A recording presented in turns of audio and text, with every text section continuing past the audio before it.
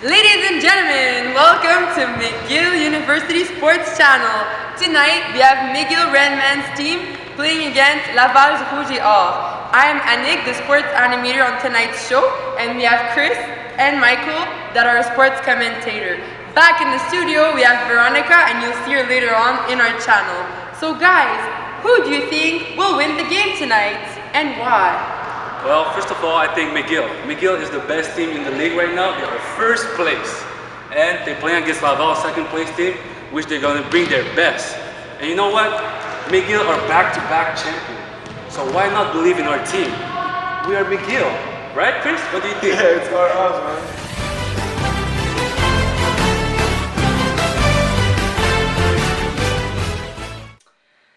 I'm Veronica, here in studios with Annick, and looking forward to tonight's game from McGill against Laval's Rouge et Or, here in Love Competition Hall. The bleachers are packed and our fans are ready for this exciting game between these two teams. The opening ceremony is just moments away, but first off, let's look at tonight's lineup. For Laval, we have number 21, Franston Desmastine, number 22, Joël Moamba, number 8, Alexandre Leclerc, number 20, Marc-André Fortin, and number 7, Johan Folke. For our McGill Redman's lineup, we have number 3, Dele Agun Dukun, number 5, Alex Paquin, number 22, François Bourque, number 21, Sam Jenkins, and number 14, Sébastien Beckett.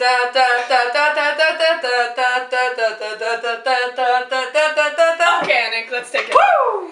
It's almost game time, sending you back to Love Competition Hall for tonight's game.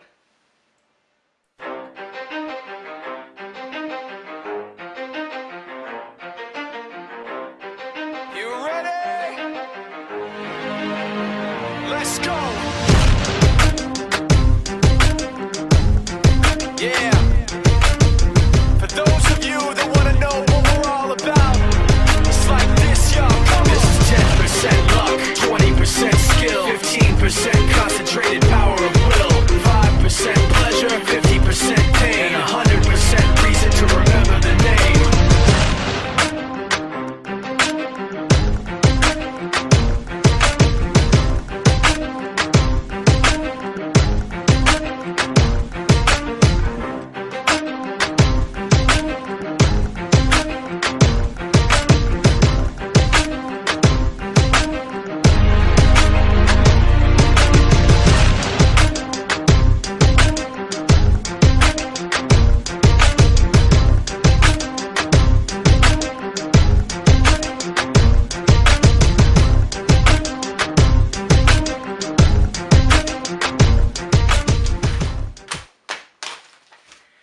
Now halftime, and McGill is leading 48-37. The first quarter ended with McGill only leading by 3 points, but they picked it up in the second quarter to establish a bigger lead. Both teams started pressing full court early on in the game, which didn't allow for any fast breaks. The pressure is high and tension is in the air. Can't wait to see how the second half will turn out. Now let's get back to the court for the second half of the game. They're playing basketball. We love that basketball. They're playing basketball. We love that basketball. They're playing basketball. We love that basketball. They're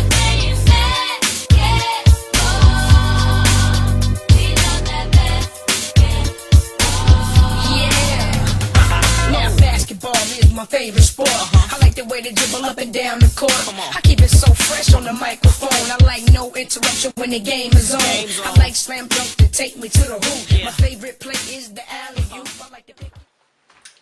What a win for McGill Redman. 103-81 is the final score.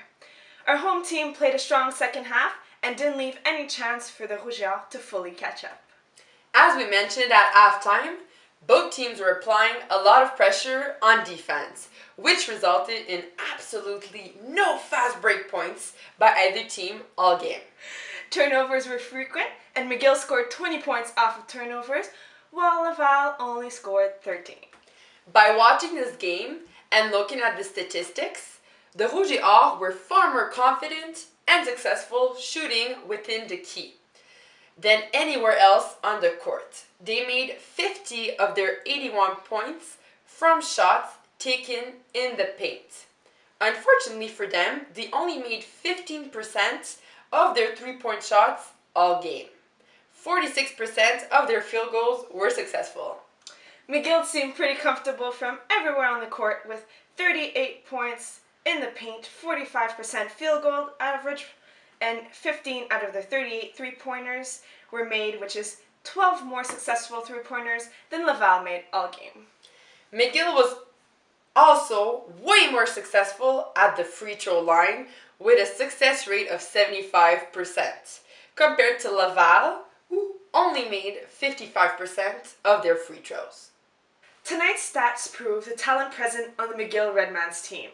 They obviously have a strong bench filled with skill and potential, demonstrated by the 44 bench points accumulated all game. McGill also made 30 second chance points, which show how much continuous effort pays off. I would like to highlight the performance of Noah Daou. He finished the game with 24 points, 9 rebounds, and 1 steal. We will now send you down to the team room where Michelle and Chris have the chance to interview two of our favorite Redman players. Take it away, boys! I am live with Sebastian Beckett, a fifth-year center from McGill. First of all, congratulations for your win. Thank you.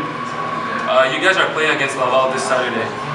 Do you feel more confident playing here or in Laval? Great job. We're confident wherever we Great go, job, but, Seb. thanks, Great Coach. job today, man.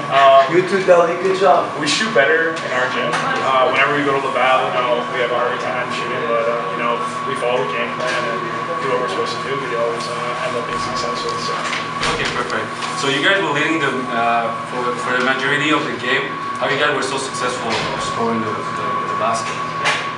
We like to speed them up, so we press them when we score, and we're successful when everyone's up and pressing them. But we sloughed out for a bit, and they capitalized and came back, but we closed at the end. Okay, and there were many timeouts during the game. We'd like to know for our fans out there, what did the coach say to you? He was just telling us to pick it up, to step up the compete level, and we shied away a bit, like I said, and we just had to step it up. Good job, Deli. Good job, Seb. That was it. Okay, perfect. And for our fans out there, could you tell us how did you start basketball and how? How did I start basketball? Grade 7, just went out to, my teacher got me to come out, and then after that, that was in the story, I just loved it, and I kept playing. Oh, that's cool. Okay, so thank you very much. Have a great season, and looking forward to seeing you next Thank you time. very much. I am live with Deli Ogundokun, a 5-year veteran from McGill Redman. First of all, congratulations for your win tonight. You did a very good job on both ends of the floor. Thank you. However, you guys made a lot of turnovers in the first half, and what you did to fix that issue for the second half. Coach always emphasizes to take care of the ball, so we got the ball moving and made sure that we were strong with the ball, because Laval's a tough team that really gets into you and is a lot of energy, so we made sure we were strong with the ball. How do you compare your skills from your first game you played versus Laval to the one you did tonight? I know it's a pretty tough question. That was about 3 months ago, so it was a little farther back, but we treat every game differently. But this was a big game coming in because it was for first place, so we knew they were going to be hungry and we were hungry, so we knew it was going to be tough from the beginning, so we had to start with energy and defense from the start. How do you share your knowledge with the rookies on the team? Do they ask you a lot of questions? When I was a rookie, the veterans took me under their wing, so I'm trying to pass on all the knowledge that I learned over the years to them so they can carry it on once we leave next year. And how is it being a student athlete? It's tough, but it's my 5th year, so I've gotten used to it. It's a lot of time management, with practice and school, so you got to make sure you stay on top of it. And with your teammates there, it's nice to have everybody on the same page. Thank you very much. No problem. Thank you. Thank you guys for those interesting interviews. I'm sure the fans really enjoyed them. During that time, I had the opportunity to talk with head coach of McGill, David Diaviero, and he told me that his game plan for tonight was the same as every game, and to keep putting pressure defensively on the ball, and to push for turnovers. He mentioned that Laval was ready for that, and that they kept them on their heels. They're going to have to go back and look at videos in order to adjust their press and be more successful next time against that team. We will now go back to Love Competition Hall, where Annick, Michel, and Chris are discussing their predictions for the rest of the season. Great win from McGill Redmen's team. After tonight's win, I'm pretty sure that we're going to make it to the championship.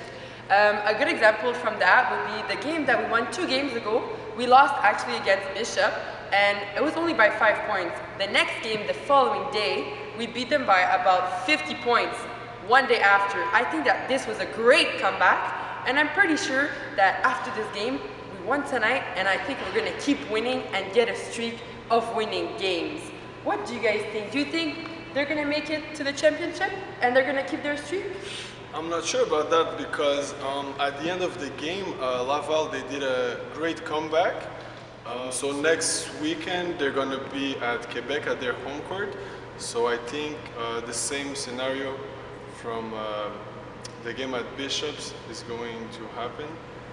And I'm not really confident that they will win this game. So you think that as Bishops beat McGill and then McGill beat them, you think that since we beat them, maybe Laval is going to beat McGill, Yeah, right? I'm pretty sure that's what's going to happen. And what about you? What Guys, do you think? me, I disagree with you guys. McGill is going for the championship. They have a boy, a man, number 4, Alex Paquin. Woo!